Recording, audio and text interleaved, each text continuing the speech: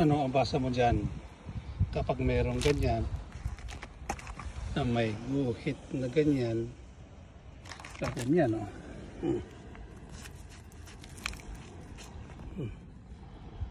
Diba? Gandun. Ngayon, diyan ay merong tinapatan na dalawang butas na ganun. Ayun. Oh. Yung butas na yan, oh. Malalim yan. Ayan, tsaka yun, oh. Ngayon, sa tapat niyan ay merong tatlong guhit na ganyan. Ayan, isa, dalawa, at tatlo. Tatlo yan, magkakatabing guhit na yan. At sa kabila niyan ay meron siyang, ayan na naman yung isa, oh, di ba? May heart diyan na isa, may pagitan na tatlong guhit na ganyan, na may butas doon, na may heart dito sa baba. Ayan, di ba? Ano sa tingin niyo mga kababayan, mga ka-treasure hunter? Ano ang kahulugan niyan? Sa tinuturo ba ng heart na ito? Sa butas na yan na may item?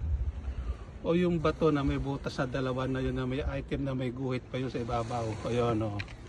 Tapos sa baba na bato niyan ay mayroon tatlong biyak na batong ganyan. Ayan, o. At sa gawing kanan naman niya ay may heart na naman na ganyan. Ayan, ano sa palagay ninyo mga kababayan?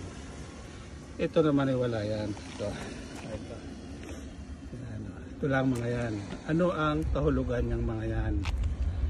Sa tingin ninyo, pag-aralan natin mabuti, basbasan yung mabuti. Uulitin ko, heart na ito na may biyak dyan.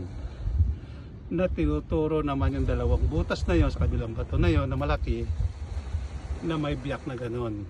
At sa baba niyan ay may batong ganito kalaki. Ayan. At sa kanan niya ay may batong ganyang kalaki. Diba? Ano ang kahulugan yan? Yan ay malalaking bato yan. Ikumpara nyo sa sapatos ko. Oh. Isa yan.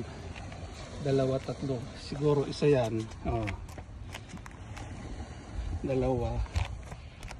Tatlong kanyan na malalim. Nandun. Iskiyaan. Ganon din yan.